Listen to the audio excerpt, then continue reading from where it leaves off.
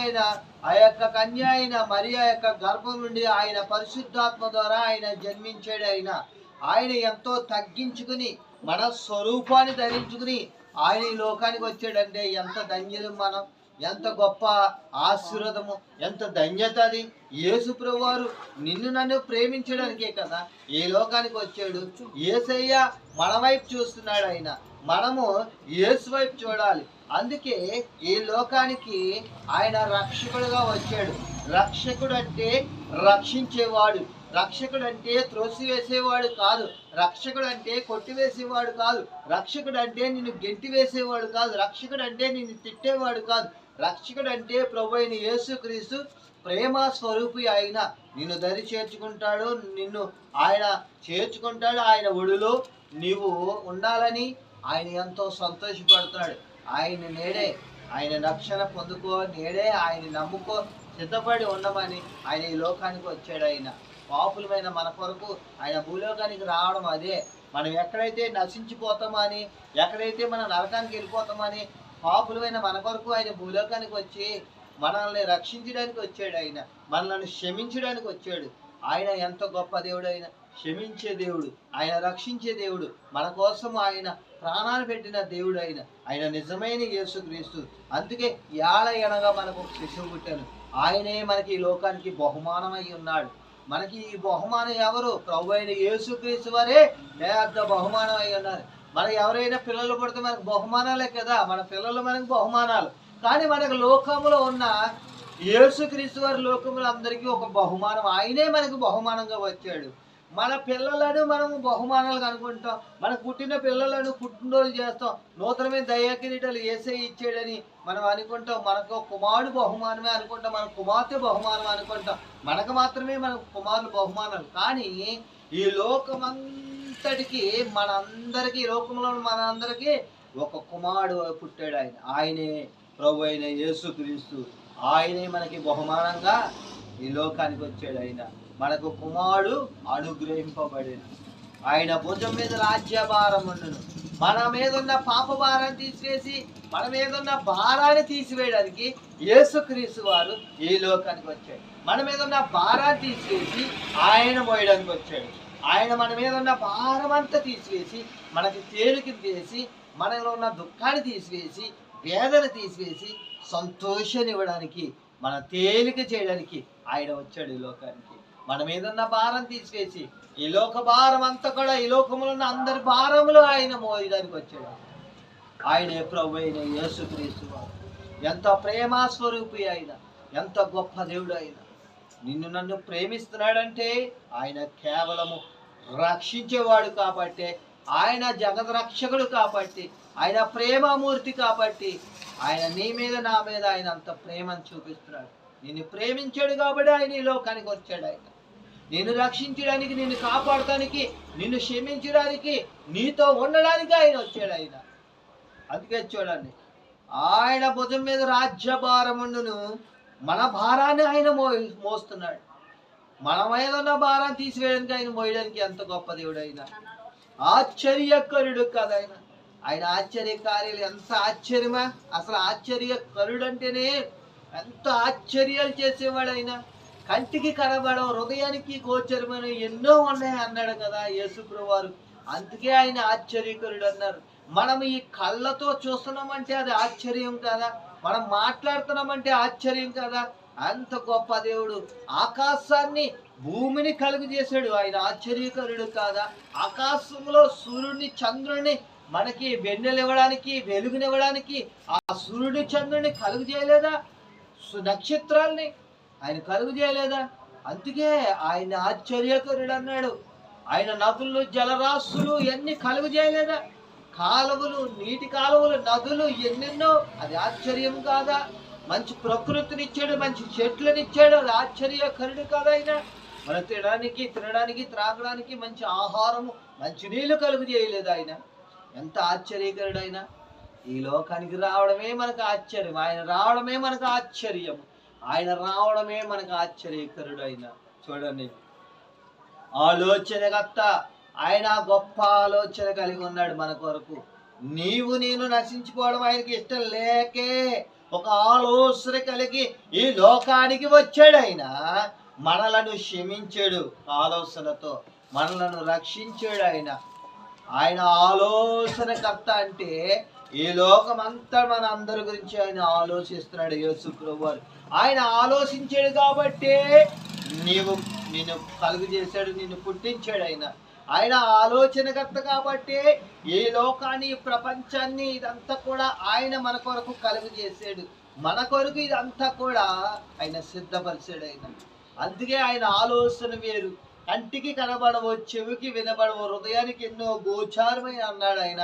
మన ఆలోచనలు వేరు, ఆయన ఆలోచన వేరు. మన తలంపులు వేరు, ఆయన తలంపులు వేరు. అందుకే యేసు ప్రభువారిని ఆలోచనకర్త అన్నాడు. నీ పట్ల ఒక ఆలోచన కలిగి ఉన్నాడు, నా పట్ల ఒక ఆలోచన కలిగి ఉన్నాడు. ఆయన ఎంతో గొప్ప దేవుడు. ఆయన ఆలోచనలు వేరు, మన ఆలోచనలు వేరు. తర్వాత బలవంతుడైన దేవుడు. ఎవరైనా ఈ లోకంలో దేవుడి కంటే బలవంతులు ఎవరైనా ఉన్నారా? ఎవరు లేరు. నీవు లేవు, నేను లేను. బలవంతుడైన దేవుడు ఈ లోకానికి, ప్రపంచానికి ఆయనే ప్రభు అయిన యేసుక్రీస్తు వారు. ఆయన బలమైన దేవుడు, మనలను రక్షించే దేవుడు, కాపాడే దేవుడు, సంరక్షించే దేవుడు. ఆయన ఎంత బలవంతుడైనా, ఎంత గొప్ప దేవుడైనా నీకు ఆధిక్యతనిచ్చాడు. నిన్ను భూమి మీదకి ఆయన పుట్టించాడంటే నువ్వు పెరుగుతున్నావు, పోషించబడుతున్నావు, రక్షించబడ్డావంటే కేవలం దేవుని కృప కాదా? దేవుడిని తోడుగు లేడా? నీకు ఆయన బలవంతుడు. ఆయన నీకు శక్తినిచ్చాడు, నీకు ఆరోగ్యం ఇచ్చాడు కదా, నీకు బలాన్ని ఇచ్చిన ఆయనే. ఆయన గొప్ప దేవుడు. ఈ లోకానికి బలవంతుడైన దేవుడు మన పక్షమున ఉండగా చూడండి, గొలియాతుని ఎవరు కూడా చంపలేకపోయారు. ఎంతమంది వెళ్ళినా వాళ్ళందరినీ గొలియాతు చంపేస్తున్నాడు. సైన్యములకు అధిపతి యెహోవా నామమున నేను వస్తున్నాను గొలియాతుని చంపడానికి అని ఎవరున్నారో? బాలుడైన దావీదు. దావీదుకి బలం ఎవరిచ్చారు? ఆ బలవంతుడైన దేవుడు బలం ఇవ్వబట్టే దావీదు వెళ్ళి గొలియాతుని చంపగలిగాడు. అక్కడ దేవుడు దావీదుకి తోడుగా ఉన్నాడు కదా. ఆయన బలం ఇవ్వకపోతే మనం ఏమీ చేయలేం. ఆయన బలవంతుడు, ఆయన గొప్ప దేవుడు. తర్వాత చూడండి, నిత్యుడగు తండ్రి. మనకి నిత్యం ఉండే తండ్రి ఎవరు? ప్రభు అయిన యేసు క్రీస్తు వారే మనకు నిత్యం ఉంటాడు. ఈ లోకంలో ఉన్న తల్లిదండ్రులు శాశ్వతం కాదు. ఈ లోకంలో ఉన్న తల్లిదండ్రులు నిత్యము ఉండరు. కానీ నిత్యము ఉండేది ప్రభు అయిన యేసు క్రీస్తు ఒక్కడే మనతో నిత్యము. తండ్రి అయిన యేసు ప్రభు వారు మనతో నిత్యం ఉంటాడు. నిత్యుడగు తండ్రి అన్నారు ఆయన. ఆయన నిత్యుడగు అంటే నిత్యము. ఆయనకి ఇంకా మరణం అనేది లేదు. ఇంకా ఆయన చనిపోయి తిరిగి లేసినా ఆయన నిత్యము మన కొరకు ఒక తండ్రిగా ఉన్నాడు. ఆయన మన కొరకు చూస్తున్నాడు. ఆయన పరలోకం నుంచి ఇప్పుడు పరిశుద్ధాత్మ సంచరిస్తుంది ఇక్కడ. ఆయన మనందరినీ చూస్తున్నాడు కదా. ఆయన కనుదృష్టి లోకమంతా సంచరిస్తుంది. ఆయన నిన్ను నన్ను చూస్తున్నాడు. ఆయన చూడండి, అధిపతి సమాధానకర్తయ్యకు. యేసు ప్రభు వారు ఈ లోకానికి సమాధాన పరచడానికి వచ్చాడు. ఆయన గొడవలు పెడతానికి రాలే. సమాధానకర్త అంటే ఈ లోకంలో అందరినీ సమాధాన పరచడానికి, ఆయన ప్రేమ చూపించడానికి, ఆయన దయ చూపించడానికి ఆయన ఈ లోకానికి వచ్చాడు. ఆయన ప్రేమ స్వరూపి. అందుకే ఆయన్ని కరుణామయుడు అన్నారు, దయామయుడు అన్నాడు, జాలిమయుడు అన్నారు, రాజులకు రాజు అన్నారు, ప్రభులకు ప్రభు అన్నారు. యేసు ప్రభు వారికి ఇమాలుగా లేవు పేర్లు. ఎన్ని పేర్లు ఉన్నాయి! యేసు అని పేరు ఉంది, క్రీస్తు అని పేరు ఉంది, రక్షకుడు అని పేరు ఉంది, సమాధానకర్త అని పేరు ఉంది, ఆలోచనకర్త అని పేరు ఉంది, బలవంతుడని పేరు ఉంది, నిత్యుడకు తండ్రి అని పేరుంది, ఆశ్చర్యకరుడు అని పేరుంది, సమాధానకర్త పేరుంది. యేసు క్రీస్తు అందరికీ ప్రభు అయి ఉన్నాడు. ఆయన యేసు క్రీస్తు అందరినీ ప్రేమిస్తున్నాడు. అధిపతి అని అతనికి పేరు పెట్టబడెను. అధిపతి ఎవరున్నారంటే ఈ లోకమంతా కూడా మనందరికీ అధిపతి అయిన ఆ రాజే ప్రభు అయిన యేసు క్రీస్తు వారి మనకు అధిపతి. ఆయనే మనకు రాజు. ఈ లోకంలో నీకు ఓ రాజులు ఉండొచ్చు, ముఖ్యమంత్రులు ఉండొచ్చు, ప్రధానమంత్రులు, అంతవరకు మనకే వారు ఈ లోకం పరిమితం వాళ్ళు. కానీ ఈ లోకమంతా కూడా ఈ లోకమంతా కూడా అధిపతిగా ఉండేది, నిత్యం ఉండేది ప్రభు అయిన యేసు క్రీస్తు వారే. ఆయనే గొప్ప దేవుడు. ఆయన రారాజుగా మనలందరినీ చూస్తున్నాడు. ఆయన రాజు అయి ఉండి కూడా భూలోకానికి నీ కొరకు, నా కొరకు ఒక మానవుడిగా రాలేదా? కన్య అయిన మరియ పరిశుద్ధాత్మ ద్వారా ఒక కుమారుని శిశువుని కనలేదా? ఆయనే ప్రభు అయిన యేసుక్రీస్తు వారు. ఆయన ఎంత ప్రేమమూర్తి, ఎంత జాలి కలిగిన దేవుడు. ఆయన తగ్గించుకుని పశువుల తొట్టులో జన్మించలేదా? ఆయన ఎక్కడో బంగాళాలో బంగారం బిల్డింగ్లో జన్మించలేదే యేసుప్రభు వారు? రాజుల గృహంలో జన్మించలేదు యేసుప్రభు వారు? కోటీశ్వరులు డబ్బున్న ఆ యొక్క ఇంట్లో జన్మించలేదే?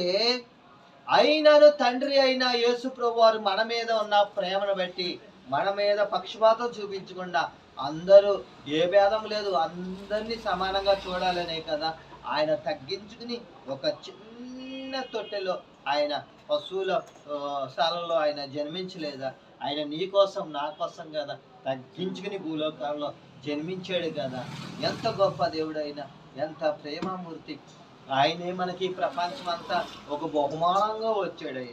ఆయనే మనకందరికీ పెద్ద బహుమానం. ఎవరు? ప్రభువైన యేసుక్రీస్తు వారే మనకి పెద్ద బహుమానము. ఆయనే మన కొరకు నిత్యము తండ్రిగా ఉండేవాడు. చూడండి, యేసుక్రీస్తు వారు పుట్టుక గురించి ఈ లోకమంతా చెప్పుకుంటున్నారు. యేసుక్రీస్తు వారి పుట్టుక గురించి ఈ లోకమంతా కూడా జ్ఞాపకం చేసుకోవట్లేదా? రెండోది ఒకటోది ఏంటి? యేసుక్రీస్తు వారి పుట్టుక గురించి లోకమంతా జ్ఞాపకం చేసుకుంటున్నారు. రెండోది ఆయన చనిపోయిందంతా ఈ లోకమంతా జ్ఞాపకం చేసుకుంటున్నారు. మూడోది ఆయన లెగడం, సమాధి నుంచి గెలిచి లెగిసాడు, మరణాన్ని జయించి లెగిసాడు. ఈ లోకమంతా కూడా జ్ఞాపకం చేసుకోవట్లేదా? చూడండి ఎంత గొప్ప దేవుడు. ఆయన క్రిస్మస్, ఆయన పుట్టుక, ఆయన చనిపోవడము, ఆయన తిరిగి లెగడం అనేది గొప్ప ధన్యత కాదా? గొప్ప దేవుడు కాదా ఆయన? మన దేవుడు శాశ్వతుడు, ప్రేమ కలిగిన దేవుడు. ఆయనతోనే మన సహవాసము కలిగి ఉండాలని అట్టి కృపా దేవుడు పరిశుద్ధ వాక్యాన్ని మనందరం మిగిలిలో బహుగా ఫలించి దీవించి ఆశించును గాక. ఆమేన్.